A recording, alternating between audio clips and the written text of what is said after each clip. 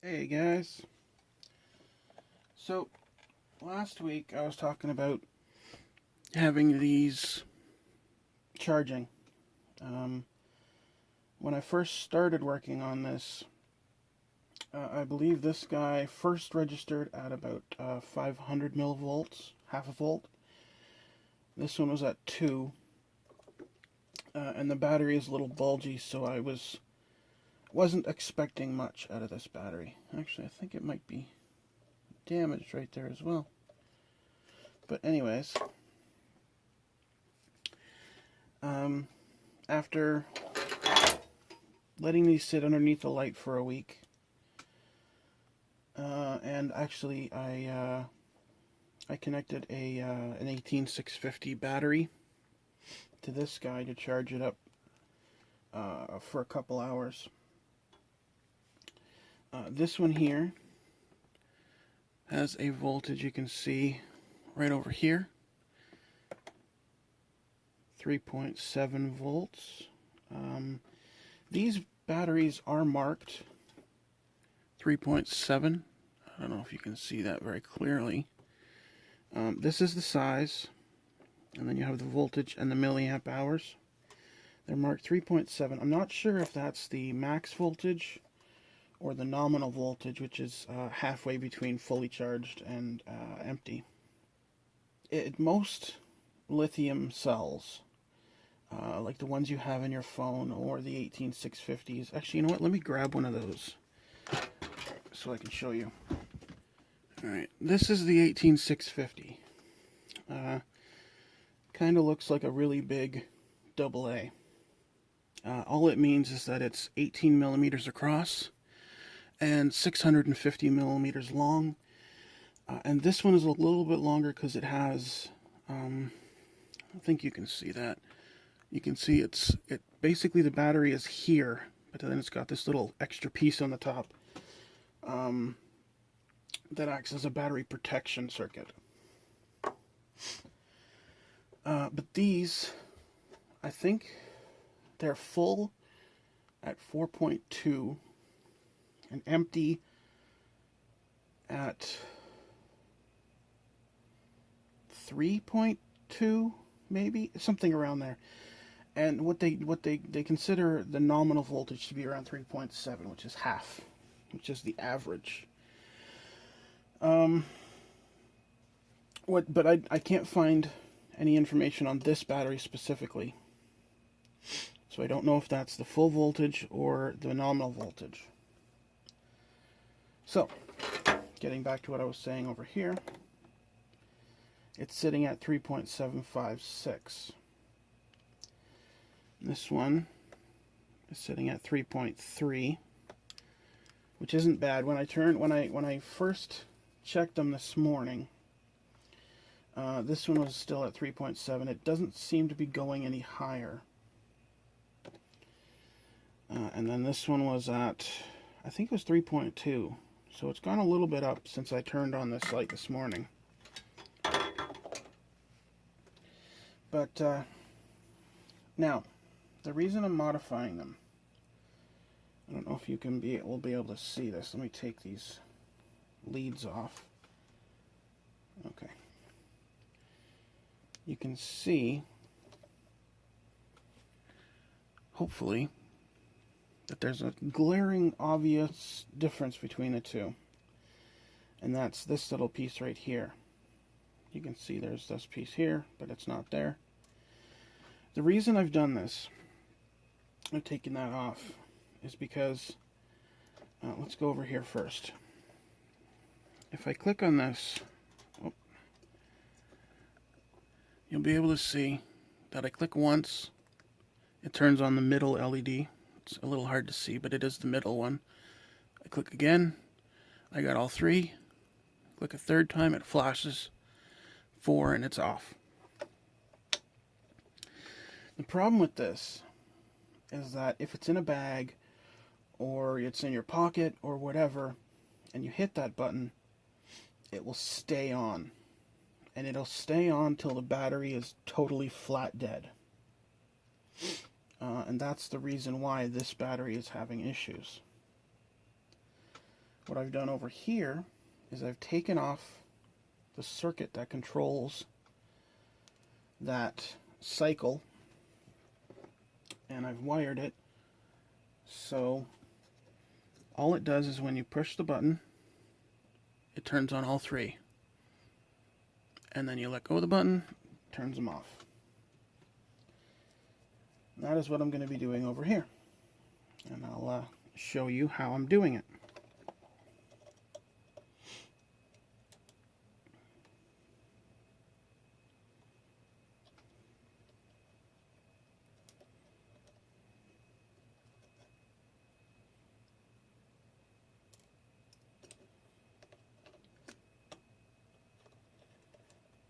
Probably can't see what I'm doing. All I've done is taken out 2 screws here. I had a tiny pair of pliers.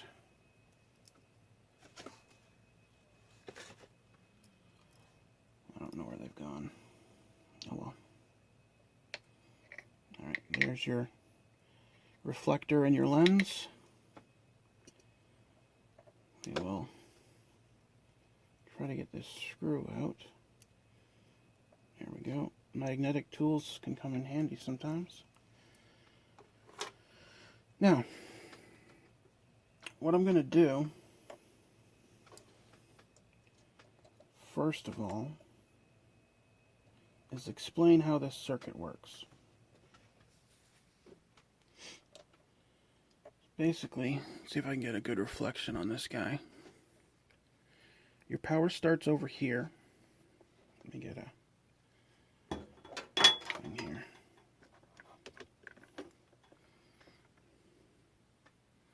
Okay, so your power starts here. This is where your positive leads start. Then, if I can flip this over, you can see there's a wire here that jumps. That goes back here and connects with the positive terminals on all of these LEDs. This is one LED, this is the second one, and this is the third one. So it jumps the LEDs. If I can get this up just a little bit.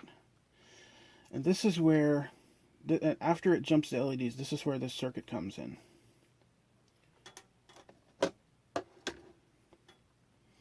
What you got is one trace comes back over here, and then this trace comes around the top. Actually, I should start here. What you got is this trace from this LED comes around the top, meets up with the one on this side, and then goes over to, I think it's, if this is pin 1, I don't know if you can even see that. Yeah, you can see that.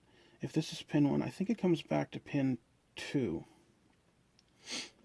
The middle one is a little different, comes over and it goes to pin 3. And then there's 2 diodes here that are connected to both of those traces that jump across right here. They go to pin 1. Pins 5 and 6 are connected to the switch, and pin 4 is, pin 4 is connected to the positive side of all of these. So basically what we want to do, I should say what I want to do, what we are going to do together, is going to disconnect this board. I'm going to jump these, I'm going to remove these diodes, these ones right here. I'm going to jump this so that the power comes in from the 2 outside LEDs and the inside LED, just to one trace, or one pad. And then I'm going to jump that so that everything is controlled by the switch. I can show you over here. I've gone from pin 5. It broke off as I was removing it, so I had to I had to create a new pad a little bit further back. But I've jumped. Okay, I was just confused there for a second. I've jumped from one of the pads on the diode to pin 5, which allows me to control this entire thing with the switch. And then I've jumped over here, which allows all 3 LEDs to come on at the same time with the button push. And now I've just broken that off, but that's okay.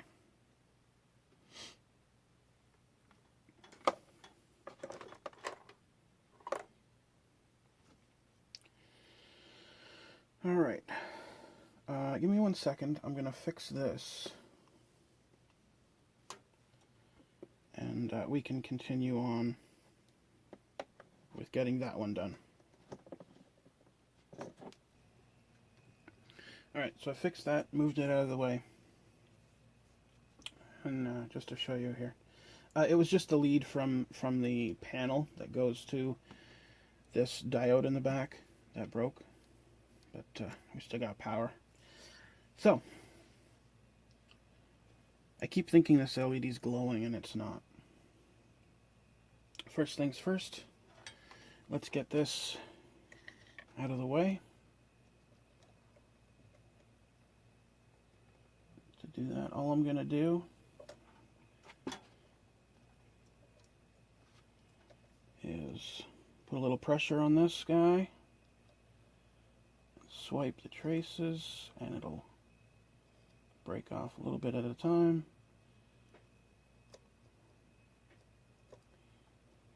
We've got something in here shorting. There we go. That's off. And all this is, actually I'll take the cool one because that one's a little warm. All this is a IC chip, and actually it's an onboard IC chip with a couple of leads going to it, and you can sort of see through the back there. Nothing special. There is another chip on this board. Let's see if I can nudge this guy up. There's a chip back here, and all that does is it converts whatever power is in the battery, I believe all the way down to fairly low voltage, maybe even a volt. It just converts that to 6 volts coming out of this barrel plug here.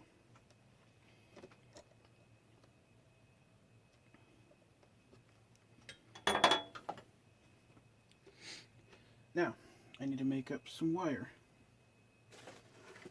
For that, I have a sacrificial wire thing right here. There we go. I'm going to make up a couple pieces of wire here, and I'll be back in just a sec. Alright, I got my 2 wires made up here, but I just realized I forgot to take those diodes out. So let's do that. I got a pair of tweezers here. All I'm going to do is put the tweezers below the diodes. We're going to heat those up. And that's half of one, most of the other one.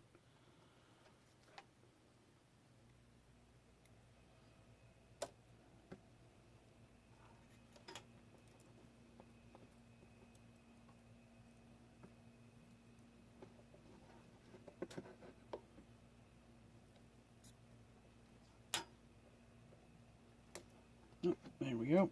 There's one.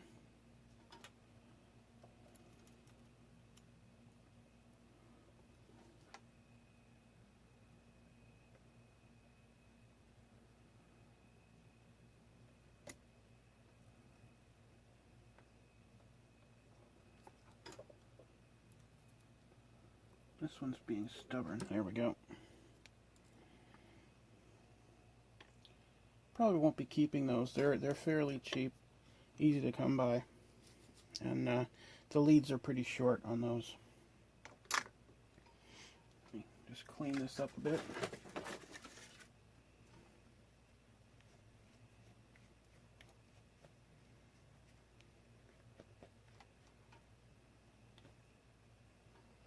That's better. No gobs of solder on there. Now, what we got to do, as I did over on this one, we've got to jump. Well, I shouldn't say we gotta, but the best thing to do that I could figure was to jump between these two diodes to connect all three LEDs. So we'll do that first. Alright, and this wire is going to heat up really quick. So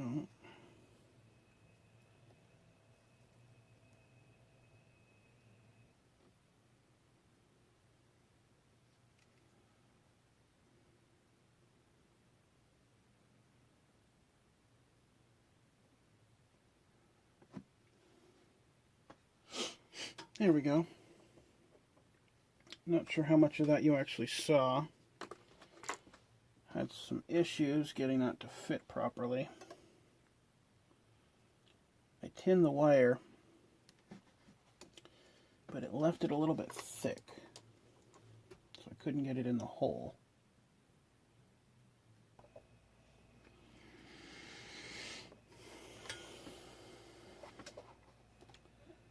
Alright, got the second one in here.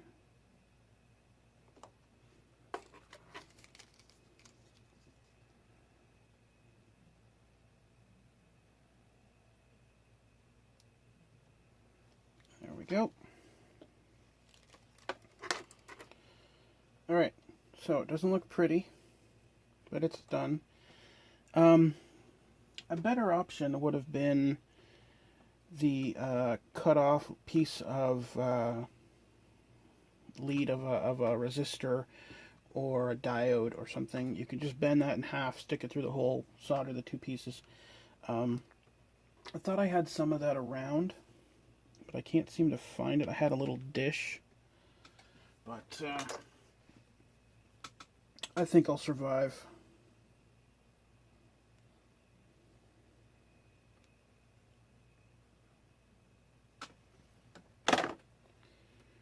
Now, I've done that guy, which jumps those two, which means now the power comes in here, goes to the three diodes, comes back from the three diodes, and one goes here, but they're jumped, so they both attach to each other.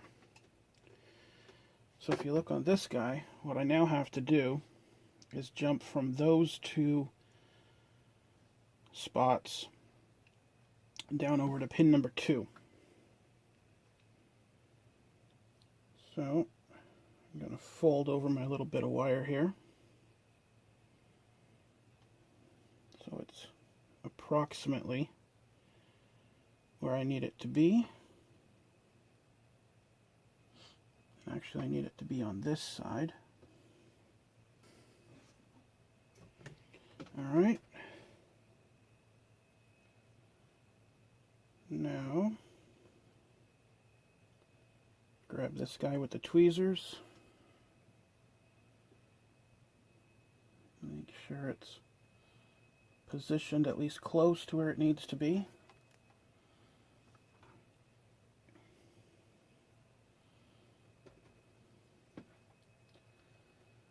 And do some soldering. There we go, there's one. Now this one needs to go down to pin number 2.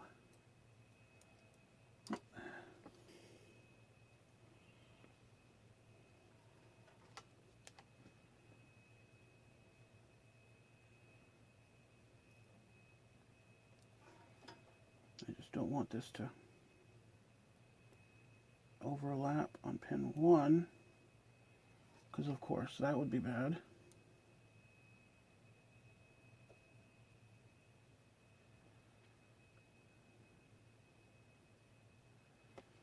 I think that's got it. And there's only one way to know for sure.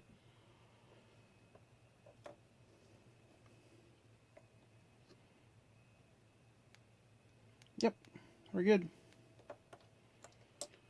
So, there is another couple modifications I'm going to be doing to these guys. But that is it for today. I hope you enjoyed that. I'm going to go find out how to treat a soldering iron burn. And you guys have yourselves a good day.